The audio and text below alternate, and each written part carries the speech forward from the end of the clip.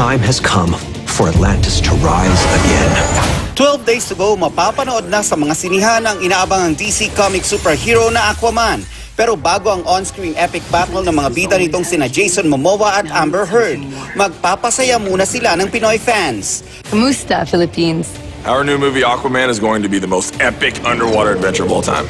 Gaganapin ang kanilang fan event sa Music Hall ng SM Mall of Asia this December 11. Balik Pinas this weekend ang K-pop group na Momoland. Bukod sa pagbisita sa ilang kilalang lugar sa bansa, magkakaroon din sila ng pre-event activities para sa grand fan meeting nila sa January 25, 2019. Una nang bumisita sa Maynila ang Momoland nito lamang Agosto.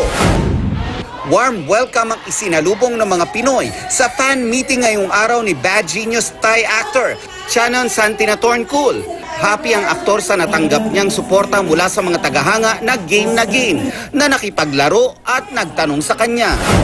Nasa bansa rin ang lead vocalist ng Frali Polipi na si Per Sorensen para sa kanyang concert next week. Walang kupas ang galing ni Per sa pagkanta lalo na sa hit song nilang Beauty and Madness.